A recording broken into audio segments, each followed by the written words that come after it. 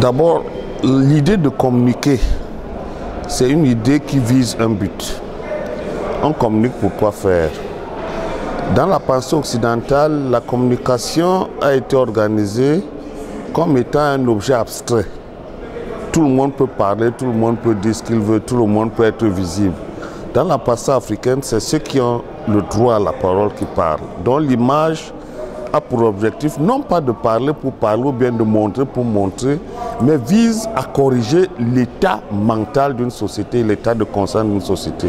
C'est pour ça que les grandes images comme le Sphinx en Égypte, ou les basques bamlékés à l'entrée des cases bamlékées, des royautés bamlékées, a pour objectif de structurer l'individu. Et l'image en Afrique était faite pour que la structure fasse en sorte que la mémoire de l'individu reprenne contact avec une réalité passée. Je vous donne un exemple pour que vous compreniez. Quand vous voyez un enfant, vous l'amenez au zoo, il voit un lion et un cobra. Vous allez bien remarquer que pour le lion, il ne sera pas inquiété. Mais il suffit qu'il voit la forme du cobra pour dire, papa, maman, c'est quoi ça? Non, non, non, c'est pas bon. Pourquoi? Parce que la forme a un impact dans la mémoire. En neurobiologie cognitive, on dit que ce sont des archétypes mentaux enfouis. L'enfant connaît le serpent avant qu'il l'ait vu lui-même, parce qu'il porte sur lui des gènes ancestraux qui ont l'image du serpent. En conclusion, notre cerveau est préparé à adopter des images et des comportements en rapport direct avec les gènes que nous avons hérités de nos parents. Donc du coup, si dans un film, vous montrez des gens qui sont homosexuels, par exemple, l'individu qui regarde l'image peut rentrer dans sa mémoire historique où il fut homosexuel. Et du coup, vous réveillez en lui les capacités de redevenir homosexuel. Donc, on ne peut pas montrer une image pour montrer une image parce que ça plaît à tout le monde. Et l'Afrique avait donc des objectifs. On montre une image pour qu'un enfant devienne mûr et que demain sa vie soit meilleure. On ne montre pas une image parce qu'on veut montrer une image afin que les personnes s'en approprient. Non. Je donne un autre exemple pour que vous compreniez. L'idée de la mort de Jésus sur la croix avec le sang qui coule, ce n'est pas africain. Le sang n'est pas une chose que les Africains doivent voir. C'est pour ça que les enfants, même quand leur père est mort et ils ont des problèmes de deuil, on ne montre pas certaines images aux enfants. Oh, regardez les films, on montre les cadavres, on montre des gens morts, on montre des cercueils. Et puis la mémoire s'en accommode et vous comprenez ce à quoi on assiste aujourd'hui, un désordre global, désordre social, déviance sexuelle, déviance mentale, fou dehors. C'est ça l'image. Et le drame que nous avons aujourd'hui, c'est que l'audiovisuel voudrait montrer toutes les images comme si toutes ces images étaient par essence des images porteuses de réalité pour tous. Non. Si l'Afrique était Afrique et si l'Afrique était revenue à l'audiovisuel d'aujourd'hui, elle aurait préparé les consciences des individus à comprendre ce qui est bon et souhaitable pour que l'humanité soit. Donc toutes les images ne passeraient pas.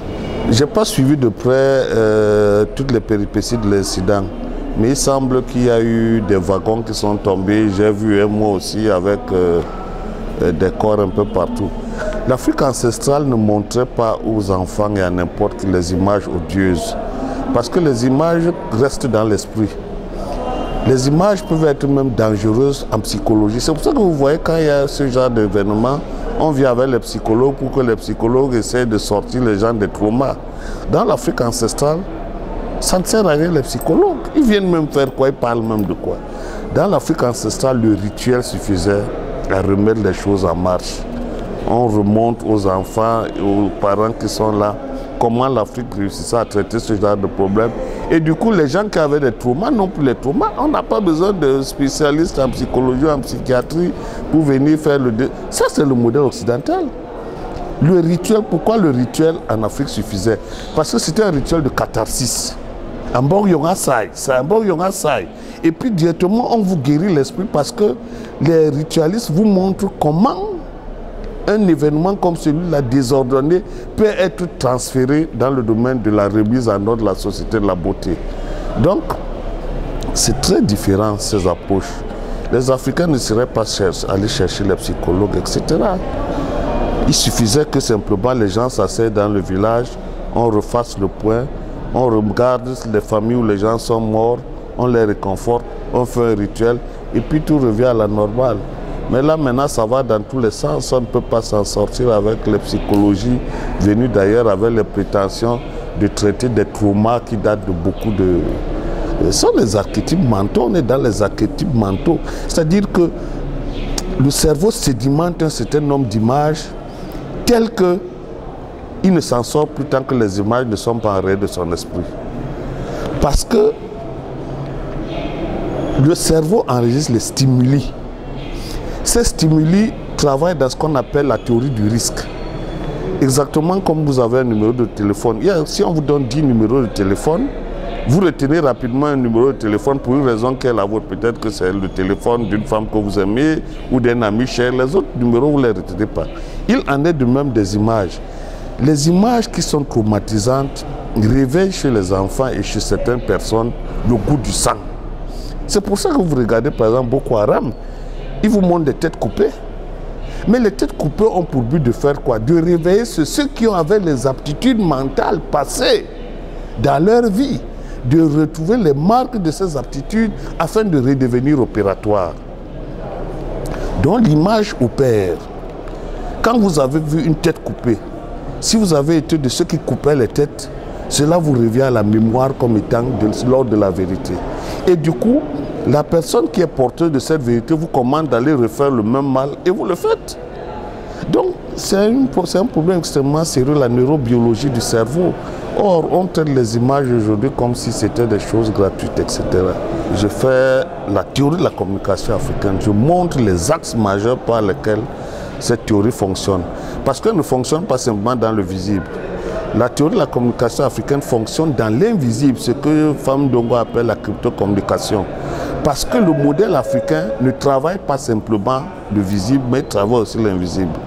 Et du coup, quand on réapprend à savoir ce que c'est que la communication africaine, on peut remodéliser pour demain les axes majeurs. Une Afrique de demain serait une Afrique qui reprendrait en charge la fonctionnalité des monuments, la fonctionnalité des masques, dans des espaces expressifs, afin de restructurer le mental. C'est pour ça que l'Égypte avait ce qu'on appelle l'architecture monumentale, le sphinx, très grand, très gros. Et il faut revenir à de nouvelles formes en tentant d'imposer, même à la télévision, des modèles nouveaux qui restructurent l'individu. Vous savez, c'est exactement pareil quand vous allez chez un guérisseur. Hein. Souvent, vous fuyez. Ou bien souvent, vous avez le sentiment que le mystère plane. Parce que vous voyez les masques. Les masques structurent l'esprit humain. Donc vous avez peur parce que le masque vous travaille de l'intérieur. Il faut revenir à ces conceptions pour que l'Afrique s'en sorte. Parce que figurez-vous, les gens ne savent toujours pas pourquoi est-ce que l'Afrique n'avait pas de prison. Tous les villages se comportaient bien. Et brusquement, la société n'avait pas de prison parce qu'elle était organisée pour que tous les jours, l'enfant qui naît et qui grandit trouve dans la société, par les moyens de communication, le temps de devenir meilleur et d'être toujours meilleur. C'est pour ça que dans l'Afrique ancestrale, il n'y avait pas les vols qu'on voit aujourd'hui, tous ces fous qui traînent. Non, parce que la société africaine, du point de vue de la communication, irradiait le cerveau humain dans tous les domaines de la connaissance. Il faut y revenir. Voilà.